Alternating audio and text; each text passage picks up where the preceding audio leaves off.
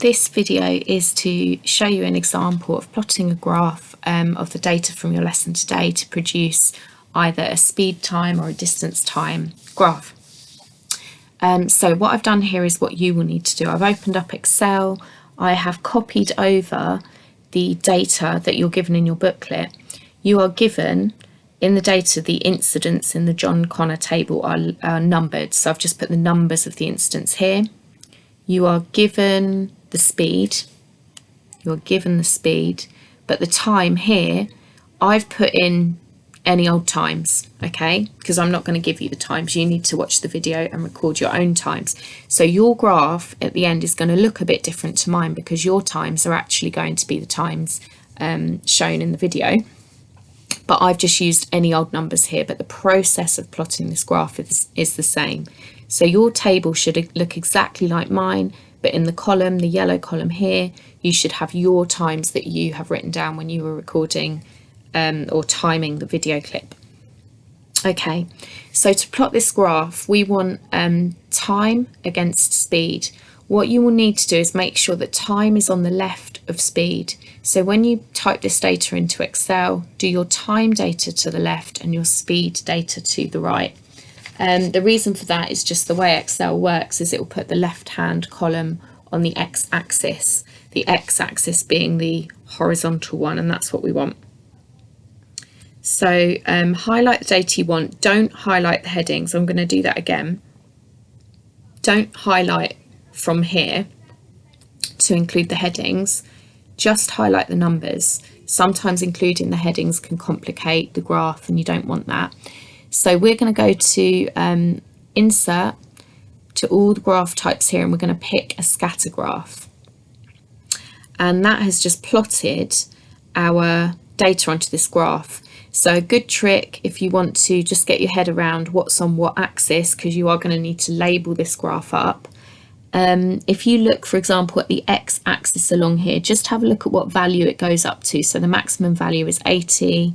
And we can see that that fits with the time data. Maximum value is 80 here. So time is on the x-axis, and you can double check it here. The maximum value on the y-axis is 12, and that is correct here. So this is your x-axis with time and your y-axis with speed, which is what you are asked for. You are asked to give this chart a suitable title.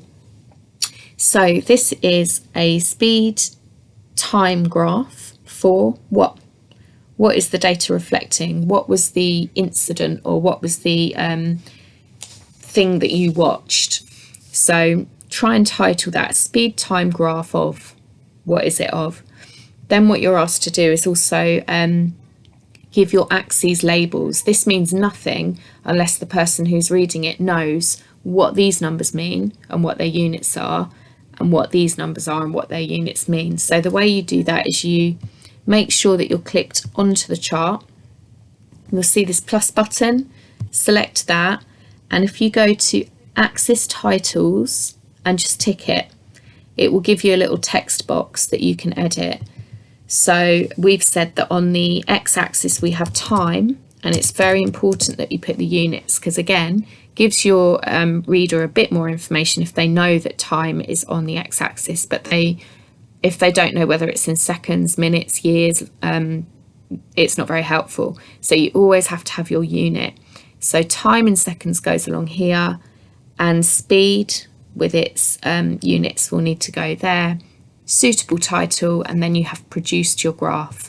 The last thing we need to do is set you up for another task that you need to do, for which you will need this graph, is again making sure that you're clicked onto this graph. We need to go to, where do we need to go?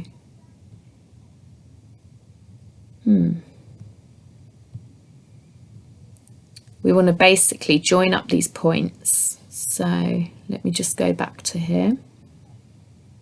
And we want this one. Okay, so we want to join up these points. So again, I went back to highlighting the graph, I went back to insert, went back to my scatter graph, and I just said, oh, actually, I want one where the points are joined up, but not loosely like this. I want the kind of angular, what do they call it? scatter with straight lines and markers. So what this does is it draws your points together, gives lines between them that are very straight, and that's what we want for the next thing. So that would be the final thing. Make sure you save that, and that will be your John Connor graph. For the running one, I just want to show you here, I've just copied over the part of the table that you need to produce this graph. Again, I put time on the left of distance because again we want time down here, and I highlighted only the numbers, dead insert, scatter, and again we want this one. And as before, you would need to label this up, adding your axis titles. You label them as you think appropriate, and this one would be a distance time graph of what.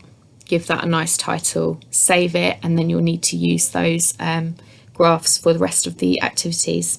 All right, well done guys, thanks.